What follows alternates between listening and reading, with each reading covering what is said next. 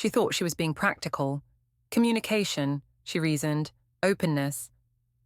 But when Mireille casually suggested that Jonas could show him what works, her husband's coffee cup stopped halfway to his lips. He didn't argue, didn't raise his voice. He simply stood, grabbed his jacket, and walked out the front door. The morning had started like any other Thursday in their Upper East Side apartment. Maya, their 7-year-old, was hunched over her cereal, drawing stick figures in the margins of her coloring book. Jonas sat across from me at our marble kitchen island, grading papers with his usual methodical precision. Red pen marks dotted the stack of geometry tests beside his steaming mug.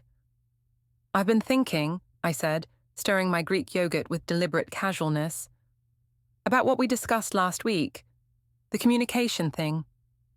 Jonas looked up from a student's work, his dark eyes meeting mine. "What communication thing?" "You know, about being more open, more honest about what we need." I set down my spoon and leaned forward slightly. "I think it might help if Elliot came over for dinner this weekend." The silence stretched between us like a taut wire. Maya's crayon scratched against paper, the only sound in our suddenly airless kitchen. "Elliot," Jonas repeated, his voice flat. "My ex-boyfriend Elliot, yes. We've stayed friends, you know that, and I think—" I paused, choosing my words carefully. "I think it might be good for us, for our marriage, to be more transparent about these things." Jonas set his red pen down with surgical precision. "Transparent about what things exactly?" "About attraction, about the fact that we're both human beings with histories and needs." I felt my cheeks warm, but pressed on. This was important. This was modern. I mean, you could show him what works, what I like. It could be educational. That's when his coffee cup froze midway to his lips. For a moment, Jonas just stared at me. Not with anger or shock, but with something that looked almost like calculation, as if he were solving a particularly complex equation in his head. "Educational," he said quietly. "Yes, I think it could really help our relationship, show that we trust each other completely." I reached across the table to touch his hand, but he pulled it back to pick up his jacket from the chair beside him. "Daddy?" Maya looked up from her drawing, sensing the shift in the room's atmosphere. "Where are you going?" "Out," Jonas said, standing with the same measured calm he used when explaining theorems to his high school students. "I'll be back later." "But you haven't finished your coffee," I called after him, suddenly feeling like I'd missed something crucial. "Jonas, we should talk about this more." He paused at the door, his hand on the brass handle. "No, Mireille, I think you've said enough." The door closed behind him with a soft click that somehow sounded louder than a slam. Maya's crayon stopped moving. "Mummy, why did Daddy leave his breakfast?" I stared at the abandoned coffee cup, steam still rising from its surface. The geometric precision of Jonas's grading suddenly looked different, less like dedication and more like preparation, like someone who documented everything. "He just needed some air, sweetheart," I said, forcing brightness into my voice. "He'll be back." But as I cleared his untouched coffee and perfectly arranged papers, a chill ran down my spine that had nothing to do with the October morning. My phone buzzed with a text from Marina, my best friend and fellow drama enthusiast. "Coffee later. Need to hear about your modern marriage experiment. Elliot texted me last night." I typed back quickly. "Yes, so much to tell you. Jonas is being weird about it, but I think that's normal, right?" "Totally normal. He'll come around. See you at 2. I smiled, feeling my confidence return. Marina was right. Jonas would come around. He was just processing, the way he always did with new concepts. By tonight, he'd probably thank me for being so progressive and honest about our relationship. I spent the morning tidying up, arranging fresh flowers in the living room, and planning what I'd cook for our dinner with Elliot. Something impressive but not too try-hard. Maybe that salmon recipe Jonas loved, with the herb crust. But when I opened the refrigerator to check our supplies, I found a note tucked under a magnet. "Staying at Dad's tonight. Need to think. Jay." The note was written in Jonas's careful teacher handwriting, each letter perfectly formed. No emotion, no explanation beyond those 8 words. I crumpled the paper in my fist, then smoothed it out again. This was ridiculous. I was trying to improve our marriage, not destroy it. Why couldn't he see that? My phone rang. My mother, Rosa. "Miri, honey, I just got the strangest call from Henry." Henry was Jonas's father, a retired engineer who shared his son's preference for facts over feelings. "What kind of call?" I asked, though I already suspected. "He said Jonas showed up at his place this morning with a suitcase. Said you two were working through some things. What's going on?" I sank onto our cream-colored sofa, suddenly exhausted. "It's complicated, Mom. I'm trying to be more open in our marriage, and Jonas is having trouble adjusting." "Open how?" I explained about Elliot, about my desire for transparency and modern communication. As I spoke, the silence on the other end grew heavier. "Mireille," my mother said finally, using my full name the way she had when I was 7 and had broken something valuable. "What exactly are you trying to accomplish here?" "I'm trying to have an honest marriage. I'm trying to show Jonas that we can trust each other with anything, that we're secure enough to... To what? Invite your ex-boyfriend over for dinner so your husband can watch you flirt with him." "It's not flirting, it's what exactly? Because from where I'm sitting, it sounds like you're playing with fire and calling it relationship improvement." After we hung up, I sat in the sudden quiet of our apartment. Maya was at school, Jonas was at his father's, and I was alone, with the growing sense that I'd miscalculated something fundamental. But no, I was being progressive. I was being honest. If Jonas couldn't handle that level of openness, then maybe that said more about him than about me. I pulled out my phone and scrolled through social media, looking for validation. There were plenty of articles about open communication in relationships, about the benefits of transparency and trust. I screenshotted several and sent them to Jonas with a message. "This is what I'm talking about. We can be better than traditional couples." He didn't respond. That evening, Maya asked 3 times when Daddy was coming home. I gave her 3 different variations of soon, each one feeling less true than the last. At bedtime, she showed me her latest drawing, a family of stick figures standing in front of a house. But unlike her usual artwork, where all the figures were the same size, this one showed a tiny father figure standing far away from the mother and child. "Why is Daddy so small?" I asked, trying to keep my voice light. Maya shrugged, already half asleep. "He looks far away now." I tucked the drawing into her folder with the others, but the image stayed with me as I sat alone in our king-sized bed, staring at Jonas's empty pillow. My phone buzzed with a text from Elliot. "Looking forward to Saturday. Should I bring wine?" I stared at the message for a long time before responding. "Yes, something good." Jonas still wasn't answering my calls. By Friday morning, I'd convinced myself that Jonas was being dramatic. A night at his father's house was probably exactly what he needed to process this new level of openness in our relationship. He'd come back ready to embrace the transparency I was offering. I dressed carefully for work, my navy blazer that made me look authoritative, the pearl earrings Jonas had given me for our 5th anniversary. If I looked confident and put together, maybe I'd feel that way too. The Arts Foundation office buzzed with its usual Friday energy.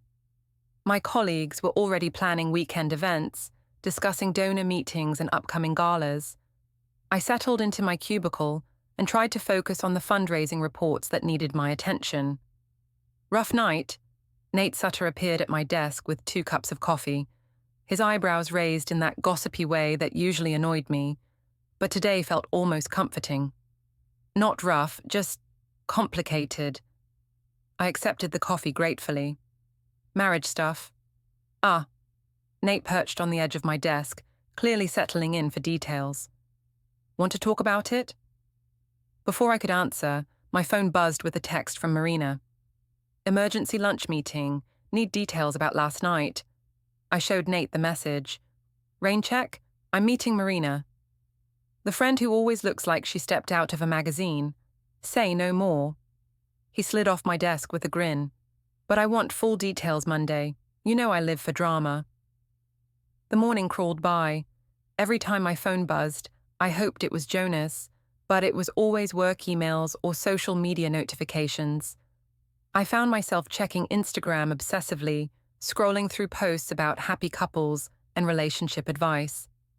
At lunch, Marina was already waiting at our usual cafe, her blonde hair perfectly styled despite the October wind.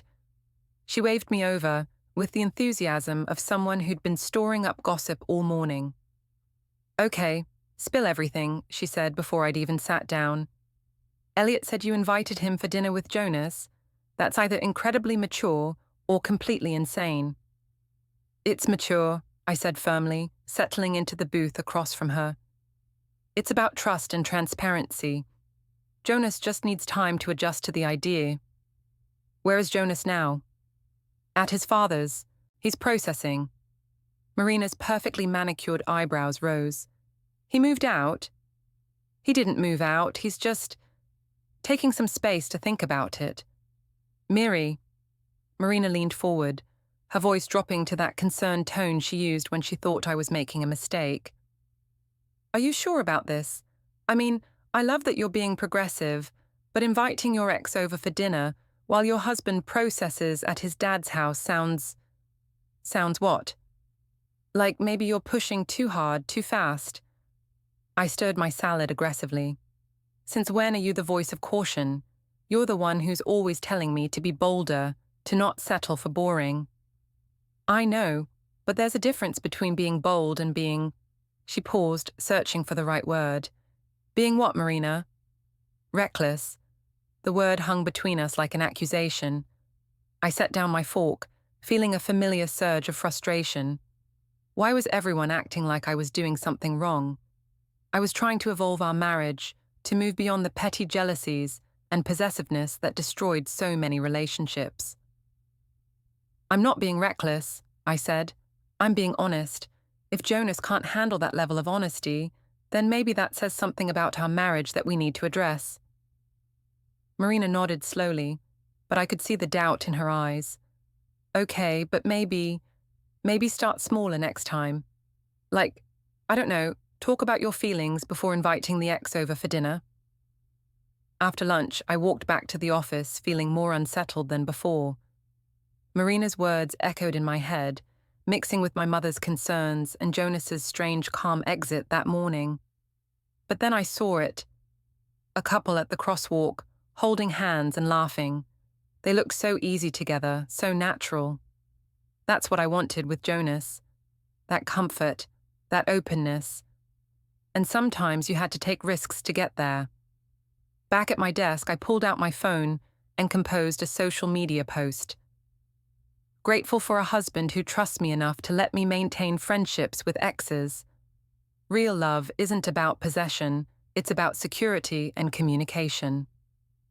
Modern marriage. Das Trust, Chacho communication.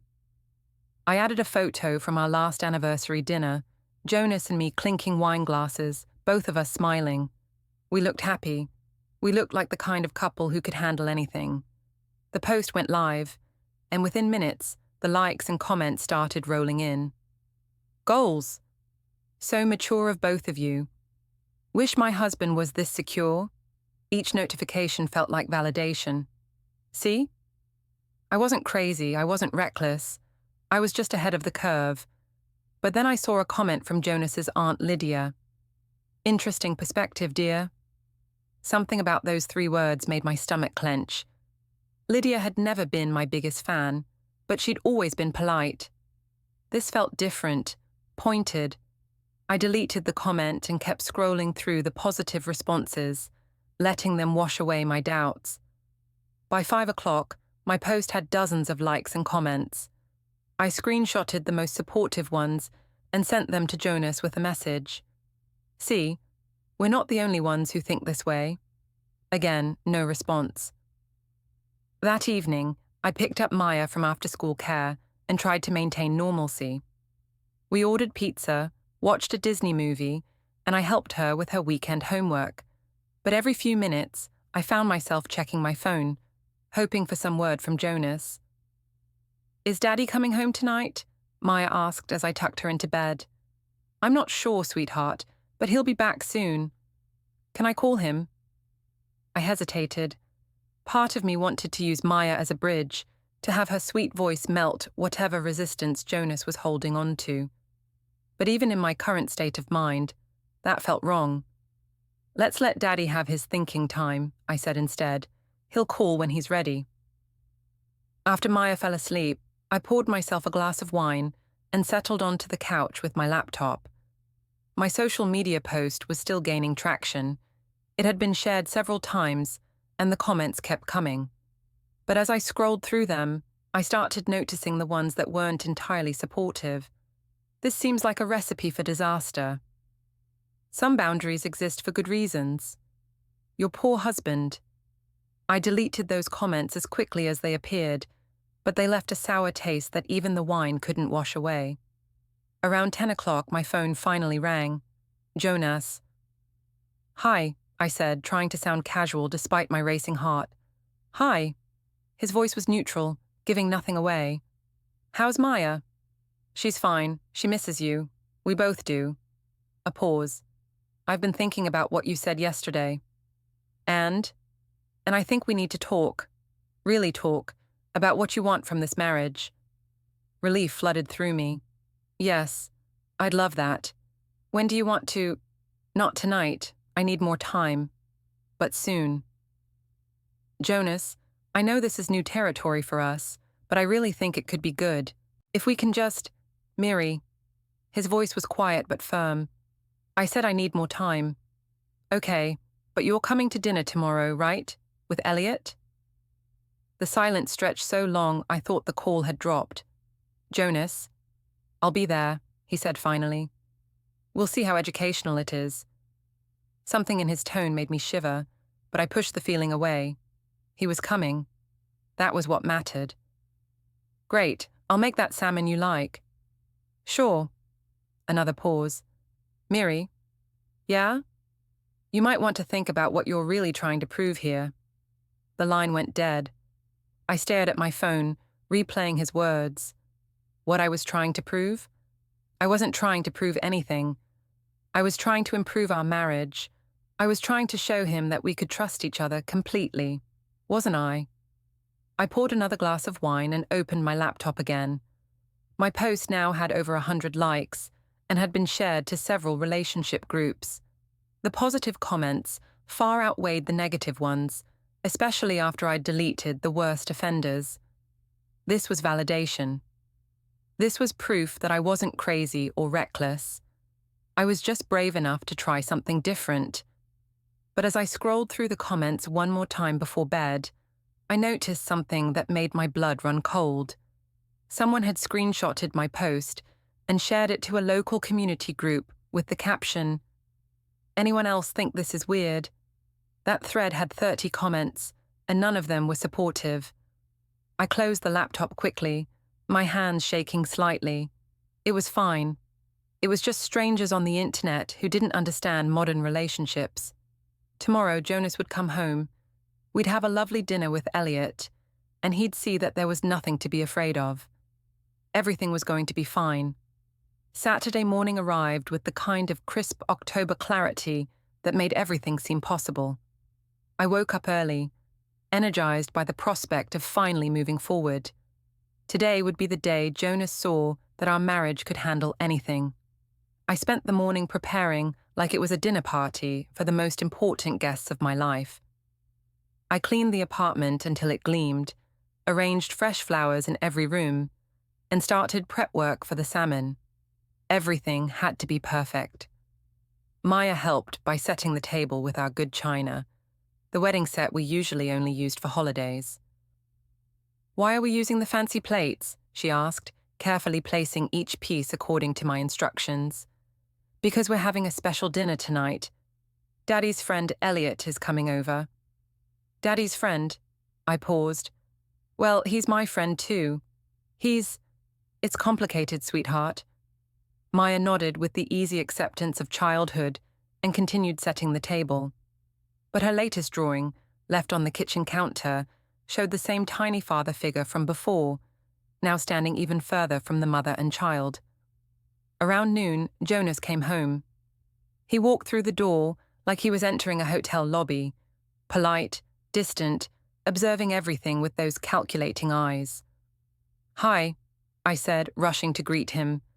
"I'm so glad you're here. Everything's almost ready." "I can see that."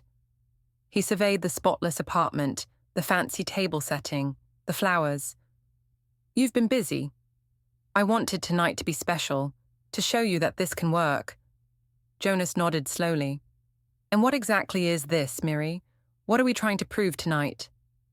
"We're not trying to prove anything. We're just being open, being honest about who we are and what we want." "And what do you want?" The question hung in the air between us. I opened my mouth to answer, then realized I wasn't entirely sure. I wanted him to trust me. I wanted to feel desired and interesting. I wanted to push past the comfortable routine our marriage had become and find something more exciting. "I want us to be better," I said finally. "Better than what?" Before I could answer, the doorbell rang. Elliot had arrived. I opened the door to find him standing there with a bottle of expensive wine and that easy smile that had first attracted me 15 years ago. He looked good. He always looked good. His dark hair was perfectly styled, his clothes expensive but casual, his confidence evident in the way he carried himself. "Mireille," he said, leaning in to kiss my cheek. "You look beautiful." "Thank you. Come in, come in. Jonas is in the living room."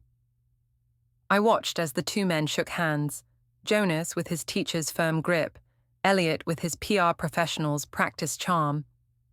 "Jonas, good to see you again," Elliot said. "Thanks for having me over." "Of course," Jonas replied, his voice neutral. "Can I get you something to drink?" As Jonas played host, I found myself studying the interaction, looking for signs of jealousy or discomfort. But Jonas seemed almost detached, like he was observing an experiment rather than living through a potentially awkward dinner. We moved to the dining room, where Maya joined us for the first part of the meal. She chatted easily with Elliot, who had always been good with children, while Jonas cut her food and helped her with her napkin with his usual careful attention. "Maya, why don't you go play in your room for a bit?" I suggested after she'd finished eating. "The grown-ups want to talk." After she left, the conversation turned more personal. Elliot asked about our jobs, our plans, our life together. His questions felt innocuous enough, but I noticed Jonas answering in increasingly short sentences. "Mireille tells me you two have a very open relationship," Elliot said, refilling his wine glass. "That's refreshing. So many couples are trapped by jealousy and possessiveness." "Is that what she told you?" Jonas asked, his eyes meeting mine across the table. "Well, yes. She said you were both interested in exploring new levels of trust and communication." Jonas nodded slowly. "And what does that mean to you, Elliot? Exploring new levels of trust?" Something in Jonas's tone made me nervous. "What Jonas means is—" "I can speak for myself," Jonas said quietly, his gaze still fixed on Elliot. "I'm curious about your interpretation." Elliot leaned back in his chair, clearly comfortable with the attention. "I think it means acknowledging that attraction doesn't end when you get married, that you can love your spouse and still appreciate other people. That security comes from honesty, not from pretending those feelings don't exist." "Interesting." Jonas took a sip of wine.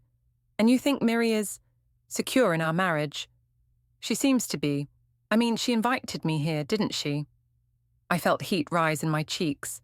The conversation was veering into territory I hadn't anticipated. "Maybe we should talk about something else."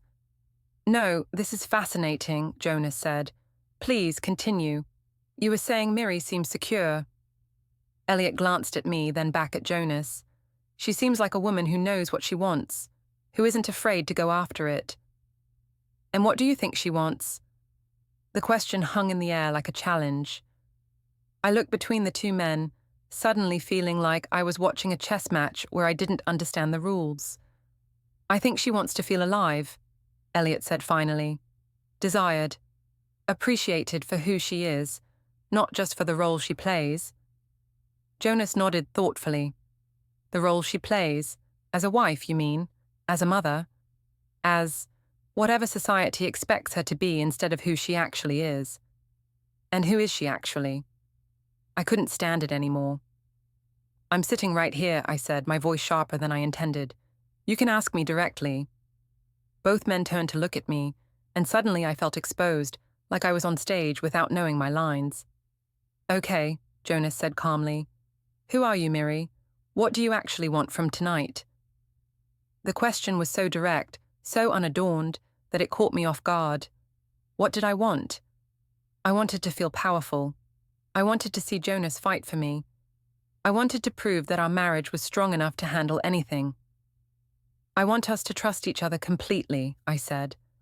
"I want to know that we're together because we choose to be, not because we're trapped by convention or fear." "And you think having dinner with your ex-boyfriend proves that?" "I think it shows that we're not afraid of our own feelings, that we're mature enough to acknowledge attraction without acting on it." Elliot raised his wine glass.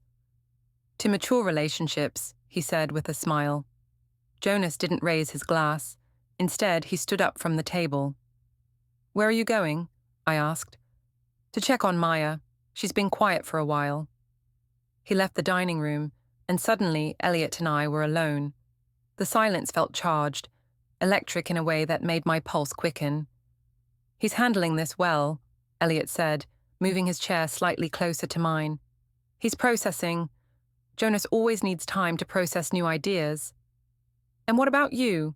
How are you processing this?" His hand moved to rest on my arm, and I felt a familiar flutter of attraction.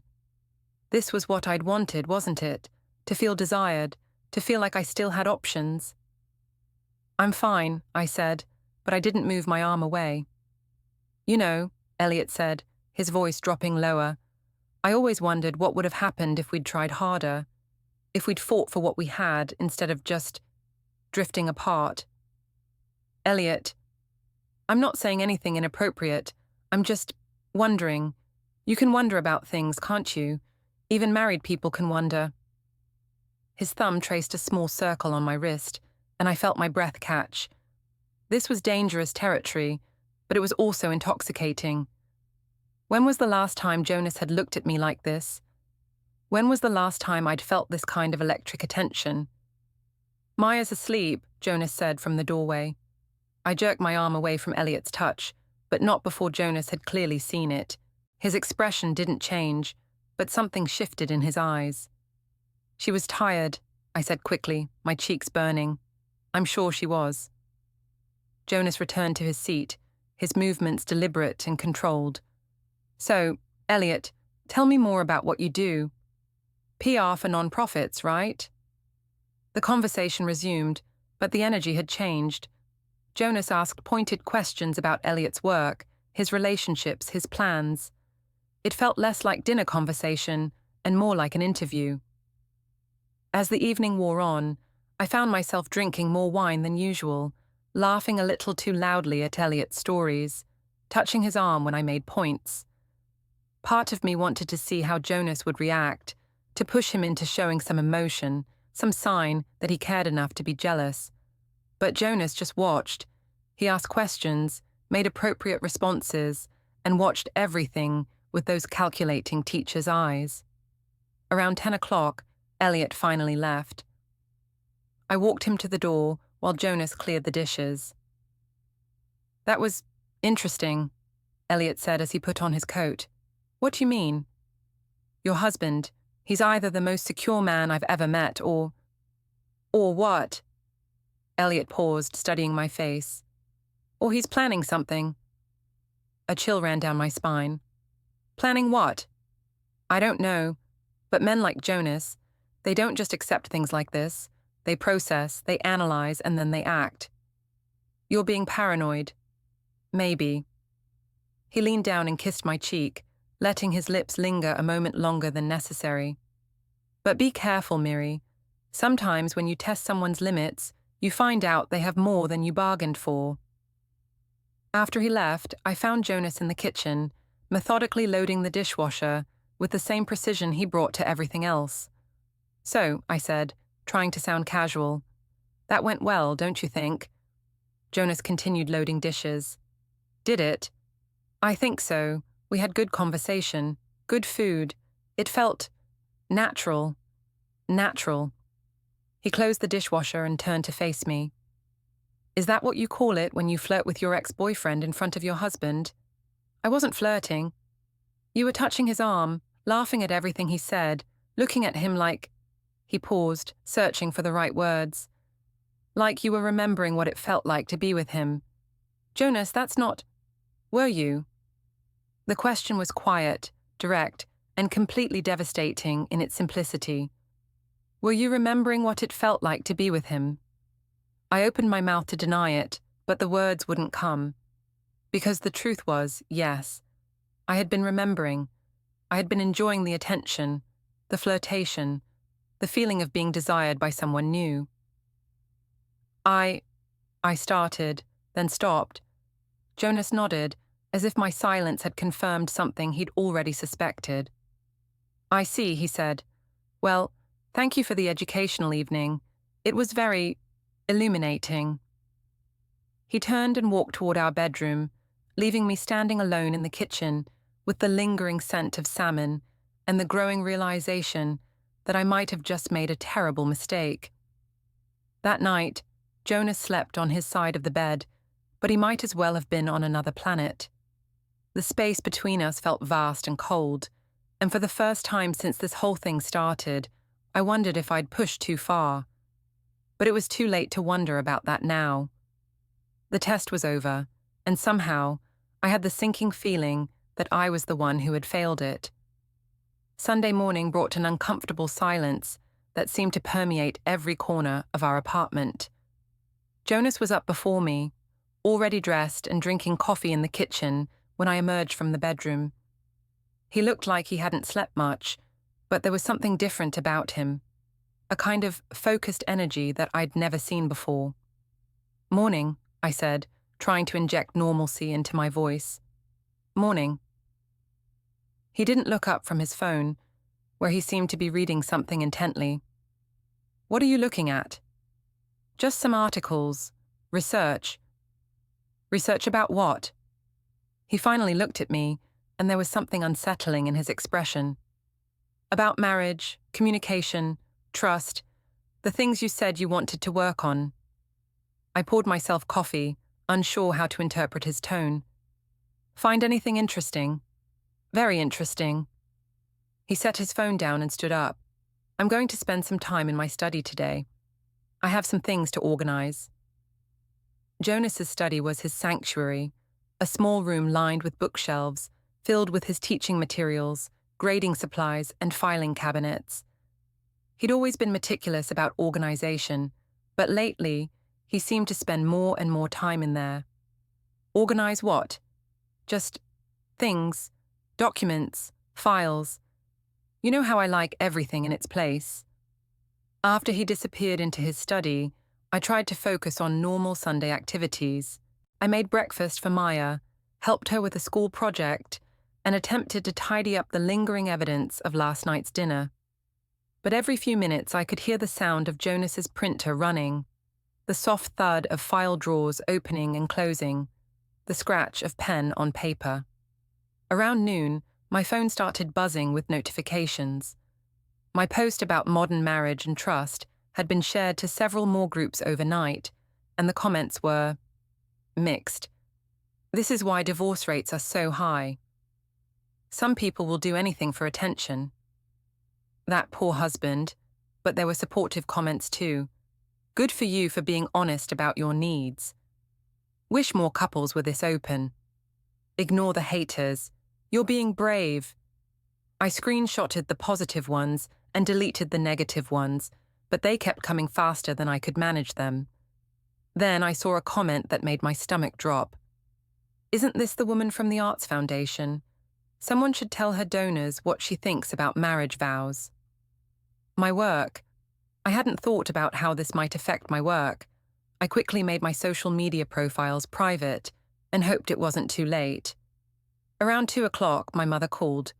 "Miri, I've been thinking about our conversation yesterday, and I need to ask you something."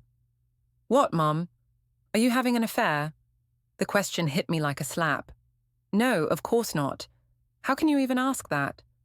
"Because you invited your ex-boyfriend to dinner and then posted about it on social media like it was some kind of accomplishment. Because your husband is staying at his father's house. Because you sound like someone who's trying to justify something she knows is wrong." "I'm not justifying anything. I'm trying to evolve our marriage." "Evolution doesn't usually involve ex-boyfriends and public humiliation, honey." "Public humiliation? Mom, that's... Miri, I love you, but you need to think about what you're doing. Really think about it. Because from where I'm sitting, it looks like you're blowing up your life for no good reason." After we hung up, I sat on the couch feeling shaken. Was I blowing up my life? Was I really that far off base? I opened my laptop and started researching articles about open communication in marriage, about trust exercises, about modern relationships. I needed evidence that I wasn't crazy, that what I was trying to do had merit. But the more I read, the more confused I became. Most of the articles about involving ex-partners in marriages were warnings, not recommendations. Most of the advice about trust focused on building it gradually, not testing it with dramatic gestures. From his study came the steady sound of organization, papers shuffling, drawers opening, the occasional beep of his printer. What was he doing in there? Around 4 o'clock, Maya knocked on the study door. "Daddy, can you help me with my math homework?" "Of course, sweetheart, come in." I heard their voices through the door, Maya's high and questioning, Jonas's patient and explanatory. The sound of normal father-daughter interaction felt both comforting and somehow ominous. When Maya emerged 20 minutes later, I asked her what Daddy was working on in there. "He has lots of folders," she said, "with different colors, and he's writing dates on everything." "Dates? Like when things happened. He showed me how to organize things by when they happened. He said it's important to keep track of things so you don't forget." A chill ran through me. "What kinds of things?" Maya shrugged. "Just things. Can I watch TV?" That evening, Jonas emerged from his study for dinner. We ate as a family, maintaining a facade of normalcy for Maya's sake, but I could feel the tension crackling between us. "How was your day?" I asked, trying to sound casual. "Productive," he said. "Very productive. I got a lot of organizing done." "Anything I should know about?" He looked at me directly, and there was something in his eyes that made me suddenly afraid. "You'll know when you need to know," he said quietly. After Maya went to bed, I tried to talk to him about Saturday night, about where we went from here, about what he was thinking. But he deflected every attempt at serious conversation. "I'm still processing," he said.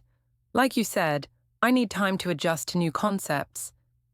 "But you're not angry." "Angry?" He seemed to consider the word carefully. "No, I'm not angry. Angry would be counterproductive." "Then what are you?" "I'm focused." That night, he worked in his study until well past midnight. I could hear him moving around, opening drawers, running the printer. When he finally came to bed, he was carrying a small notebook that he placed in his nightstand drawer. "What's that?" I asked. "Just some notes. Things I want to remember." "Notes about what?" "About everything," he said, settling into bed with his back to me. "I'm finding that documentation is very important. You never know when you might need to reference specific details." I lay awake for a long time, listening to his steady breathing and trying to shake the feeling that something fundamental had shifted. Jonas had always been methodical, but this felt different, more purposeful, more strategic. Monday morning brought a new problem. I arrived at work to find Nate waiting by my desk with an expression of barely contained excitement. "Girl, you've got to tell me everything," he said, pulling up a chair. "The internet is going crazy about your marriage experiment." "What do you mean?" He pulled out his phone and showed me a screenshot of my post, which had now been shared to dozens of groups and forums. The comments numbered in the hundreds, and they weren't all supportive. "It's been picked up by some relationship blogs," he explained, "and a few local community groups. People have opinions." I scrolled through the comments, my heart sinking with each new criticism. This is what's wrong with marriage today. Attention-seeking behavior at its finest. Someone needs to check on that poor man. But worse than the comments were the shares. People were screenshotting my post and sharing it with their own commentary, dissecting my marriage and my motivations for entertainment. "This is insane," I muttered. "It's just a post about communication." "Honey," Nate said gently, "it's a post about inviting your ex-boyfriend over for dinner while your husband watches. That's not normal communication." Before I could respond, my supervisor, Patricia, appeared at my desk. "Miri, can I see you in my office?" The walk to Patricia's office felt like a death march. She closed the door behind us and gestured for me to sit. "I'm sure you know why you're here," she began. "If it's about the social media post, I can explain." "It's not just the post. It's the attention it's getting. We've had 3 donors call this morning asking about our employee policies. One of them specifically mentioned concerns about the foundation's reputation being associated with unconventional relationship choices." My face burned. "My personal life has nothing to do with my work performance." Normally, I would agree, but when your personal life becomes a viral internet discussion, it becomes a workplace issue.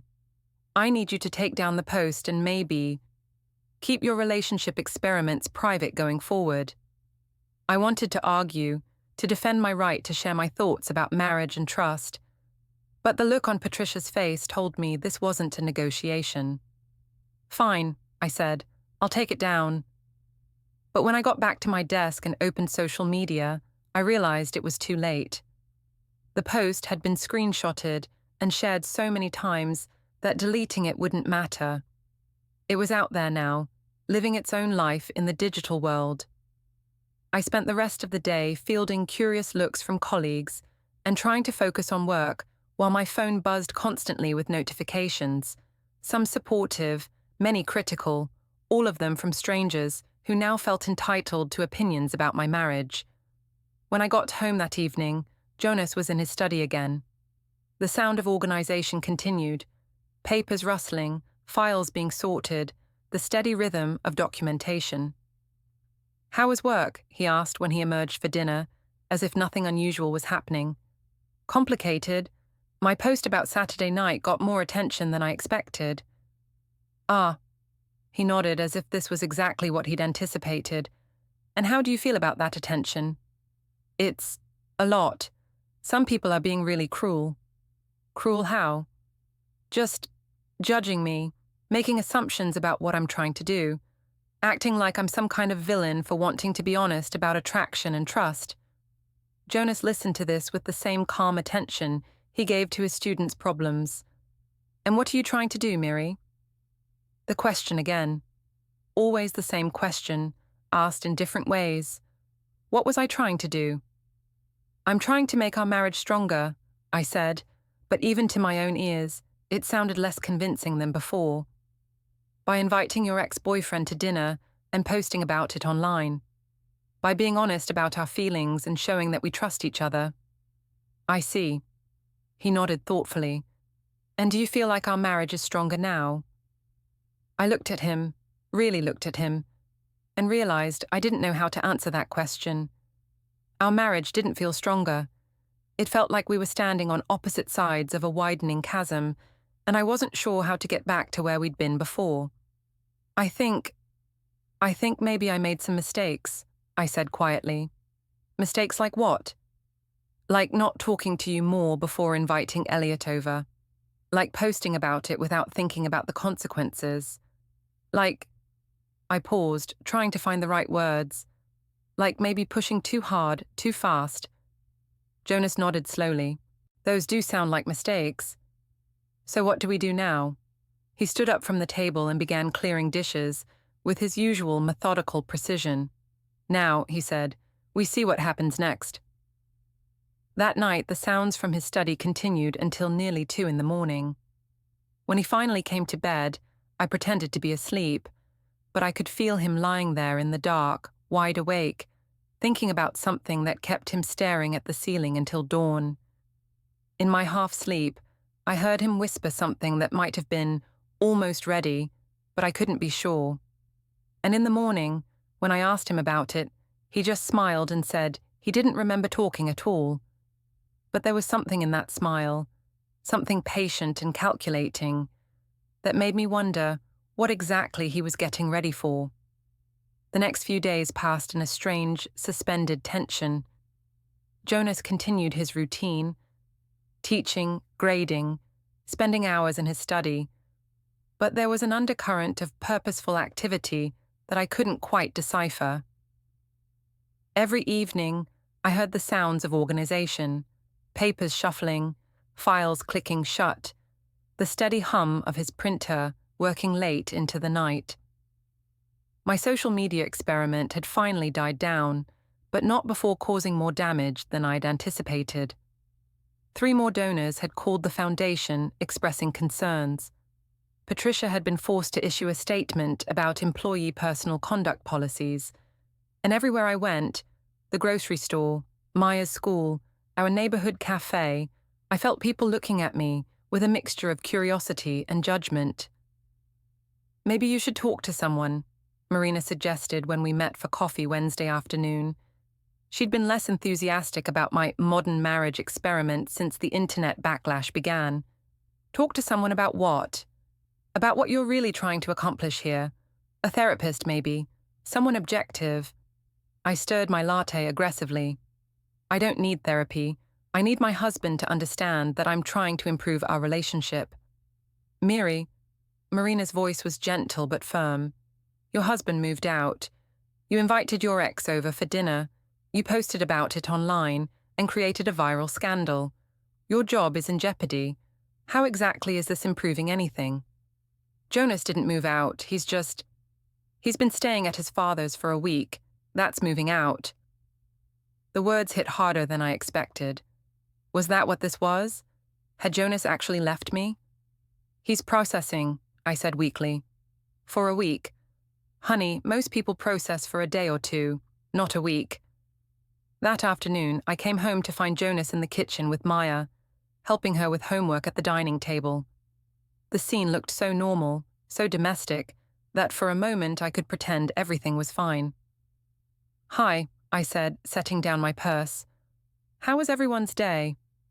"Good," Jonas replied without looking up from Maya's math worksheet. "Maya, remember what we talked about with fractions? You need to find the common denominator first." I watched them work together, noting the easy way they interacted, the patience Jonas showed with each problem. He was such a good father. Whatever was happening between us, that hadn't changed. "Daddy's teaching me about organization too," Maya said proudly. "He showed me how to keep track of important things." Important things? Like when things happen, and what people say, and how to remember everything in the right order. Jonas's pen paused for just a moment before he continued helping with the math problem. "That sounds useful," I said carefully. After Maya went to play in her room, I tried again to get Jonas to talk about our situation. "We can't keep going like this," I said. "Living in limbo. We need to figure out what we're doing." "I agree," he said, closing Maya's textbook with deliberate precision. "We do need to figure out what we're doing. So let's talk, really talk, about what happened, about what I was trying to do, about how we move forward."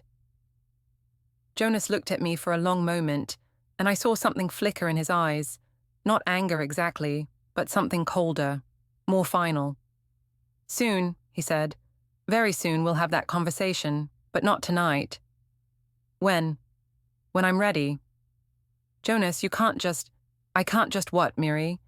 Set boundaries? Take time to think? Make decisions about my own life and marriage?" The quiet intensity in his voice stopped me cold. "That's not what I meant. Isn't it?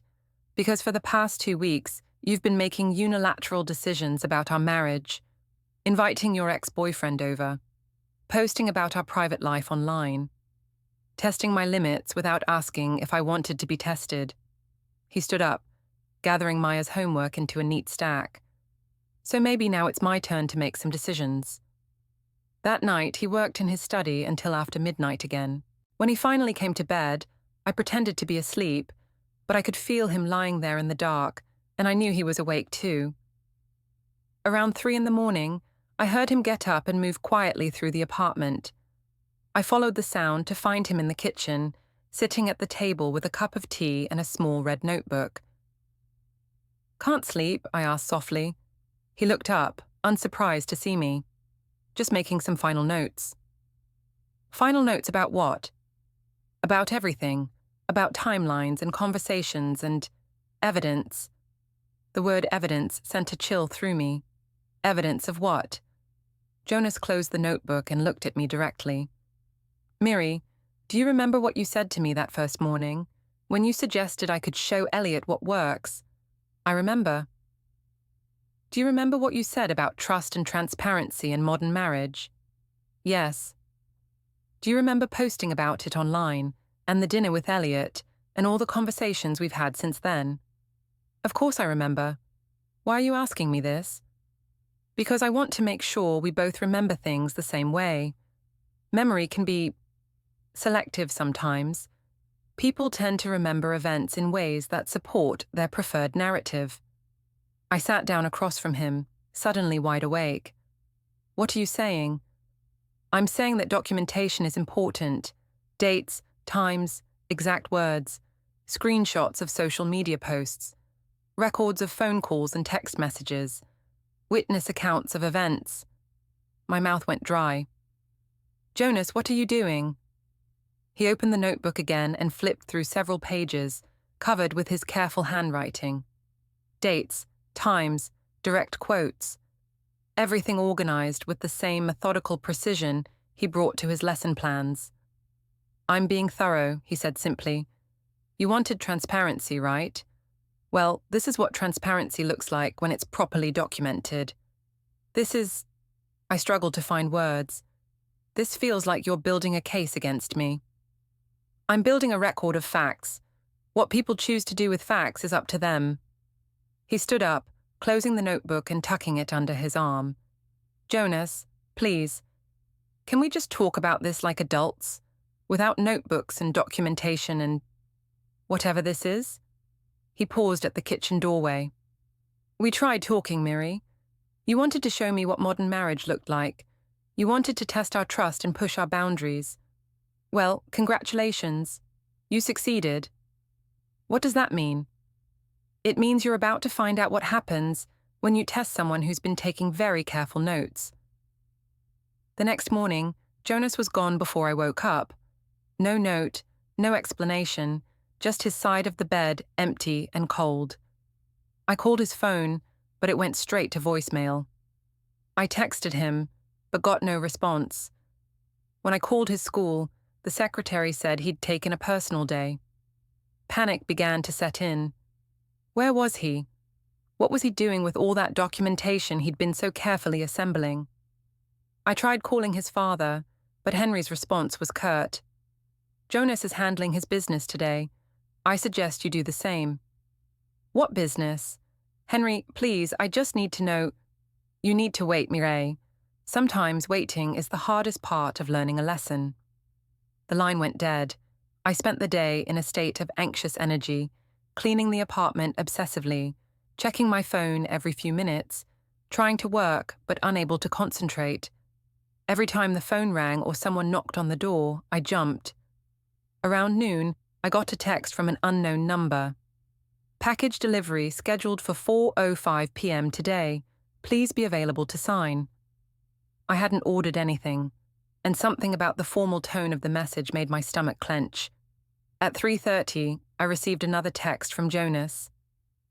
"Pick up Maya from school today. I'll be busy this afternoon."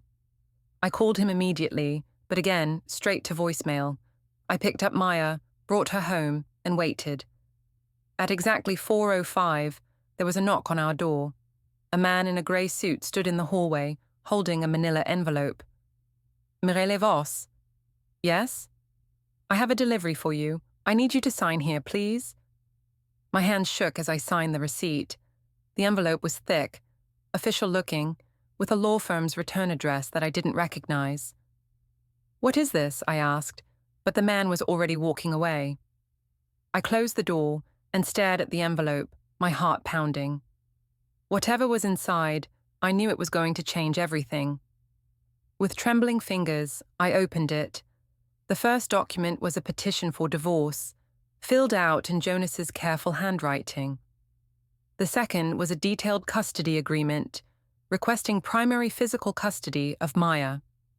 The third was a restraining order, requesting that I maintain no contact with him except through attorneys.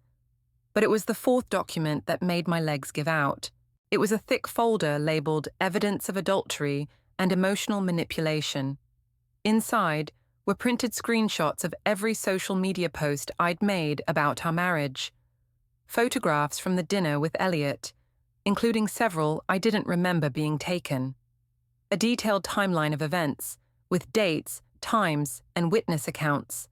Text message exchanges between me and Elliot, including ones that could easily be interpreted as flirtatious, and at the very bottom, a handwritten note in Jonas's precise script. You wanted transparency, Mireille. You wanted to test our trust and push our boundaries. You wanted to show me what modern marriage looked like. Consider this my final grade on your experiment. You failed. I sat on our living room floor, surrounded by legal documents and evidence of my own making, and realized that Jonas had been playing a completely different game than I thought. While I'd been testing him, he'd been documenting me. While I'd been pushing boundaries, he'd been building a case. While I'd been trying to prove how modern and secure our marriage was, he'd been methodically preparing to end it. The calm, methodical man I'd married had just delivered the most devastating blow of my life, and he'd done it with the same quiet precision he brought to everything else. Tomorrow, I realized, was going to be very different from today, and I had no idea how to prepare for what was coming next. I didn't sleep that night. I sat on the living room floor until dawn, reading through Jonas's documentation over and over again, trying to find some flaw, some exaggeration, some way to dispute what he'd assembled. But everything was accurate. Every date, every quote, every screenshot. It was all exactly as it had happened. The man I'd married, the quiet high school math teacher who graded papers with red ink and helped our daughter with fractions, had just delivered the most comprehensive destruction of my life I could have imagined. And he'd done it with the same methodical precision he brought to everything else. Maya found me there in the morning, still in yesterday's clothes, surrounded by legal papers. Mummy, are you okay? I quickly gathered the documents and forced a smile. I'm fine, sweetheart. Just some grown-up paperwork. Let's get you ready for school. As I helped Maya with breakfast and made sure she had everything for her day, I kept checking my phone, hoping for some message from Jonas, an explanation, an apology, a sign that this was all some kind of elaborate bluff. Nothing. After dropping Maya at school, I drove aimlessly through the city, trying to process what had happened. Jonas wanted a divorce. He wanted custody of Maya. He had evidence, mountains of carefully documented evidence, of everything I'd done over the past 2 weeks. I finally parked outside a coffee shop and called the one person I thought might understand. Marina, I need help. Jonas filed for divorce. What? When? How? I explained about the legal papers, the documentation, the restraining order that meant I couldn't even contact my own husband except through lawyers. Jesus, Mireille, I knew he was quiet, but I didn't think he was calculating. He documented everything, every conversation, every social media post, every moment from that dinner with Elliot. He has it all organized like a legal case. Because it is a legal case now. Oh, honey, what are you going to do? I don't know. I need a lawyer, I guess. I need to figure out how to fight this. Fight it with what? I mean, you did invite your ex over for dinner. You did post about it online. You did. She paused. Mireille, Did you actually do anything inappropriate with Elliot? The question hung in the air. Had I? I'd flirted, I'd enjoyed his attention, I'd let him touch my arm and hadn't pulled away. In the context of marriage, in the context of vows and commitment, had those moments crossed a line? I don't know, I said quietly. I don't know anymore what counts as inappropriate. That afternoon, I met with a divorce attorney recommended by a colleague. Sarah Chen was a sharp woman in her 40s who listened to my story with professional detachment. Let me understand this correctly, she said, reviewing the papers Jonas had filed. You invited your ex-boyfriend to dinner with your husband, posted about it on social media, and engaged in what could be interpreted as flirtatious behavior, all while claiming it was to improve your marriage. I was trying to show that we trusted each other, that we were secure enough to... Mrs. Voss, I'm not here to judge your relationship choices, but from a legal standpoint, your husband has built a very strong case. The social media posts alone demonstrate a pattern of behavior that most judges would find problematic. She spread out copies of my Instagram and Facebook posts, and seeing them all together like this, removed from the context of my own justifications, they looked different. They looked like the posts of someone who was either having an affair or trying very hard to provoke her husband into jealousy. What are my options? Honestly, your best option is probably to negotiate. Your husband is asking for primary custody, but he's not asking for full custody. He's not asking for alimony, and he's not trying to claim infidelity in a way that would affect asset division. This is actually a fairly generous settlement, considering what he could ask for. Generous? He's taking my daughter away from me. He's asking for primary custody, which means Maya would live with him most of the time, but you'd have regular visitation. Given the evidence he's presented about your recent behavior, most judges would consider that reasonable. I left the lawyer's office feeling hollowed out. Everything I'd thought I was doing to strengthen my marriage had instead provided Jonas with the perfect ammunition to end it. That evening, Maya asked where Daddy was. He's staying at Grandpa Henry's for a while, I said. We're working through some grown-up problems. Are you getting divorced like Tommy's parents? The directness of the question took my breath away. I don't know, sweetheart. Maybe. Maya nodded with the matter-of-fact acceptance that children sometimes show in the face of adult chaos. Tommy says it's not so bad. He gets 2 bedrooms now. That night, I tried calling Jonas one more time, forgetting about the restraining order until his voicemail message reminded me that all communication needed to go through attorneys. I hung up and sat in our empty apartment, surrounded by the remnants of the life I'd apparently destroyed without even realizing it. The next morning brought another official envelope. This time it contained a notice that Jonas would be at the courthouse steps at 2 p.m. to finalize some preliminary paperwork, and that I was welcome to attend with my attorney if I chose. I chose. Sarah Chen met me outside the courthouse, her expression grim. Are you sure you want to do this? These preliminary hearings can be difficult. I need to see him. I need to understand how we got here. Mrs. Voss, you got here by inviting your ex-boyfriend to dinner and posting about it online. Your husband got here by documenting everything you did. This isn't a mystery, but it still felt like a mystery to me. How had my attempt to create a more open, trusting marriage turned into this legal nightmare? How had the quiet man I'd been married to for 8 years managed to outmaneuver me so completely? At 2 p.m. exactly, Jonas appeared on the courthouse steps. He wore his best suit, the navy one he'd worn to our wedding, and carried a leather briefcase that I'd never seen before. His father, Henry, walked beside him, along with a woman I recognized as his attorney. He looked calm, composed, like a man who had made a difficult decision and was now seeing it through with characteristic thoroughness. When he saw me, he nodded politely, the way he might acknowledge a colleague at a faculty meeting. Mireille, he said quietly. Jonas, please. Can we talk? Just for a minute. All communication needs to go through our attorneys. You know that. I know, but, Jonas, I never meant for things to go this far. I was trying to help our marriage, not destroy it. He studied me for a moment, and I saw something flicker in his eyes. Not anger, but something sadder, something that looked almost like pity. I know you believe that, he said. I think that's the saddest part of all of this. You genuinely don't understand what you did wrong. Then explain it to me. Help me understand. You invited another man into our marriage, Mireille. You flirted with him in front of me, posted about it online, and then acted like I was the problem for not being modern enough to appreciate it.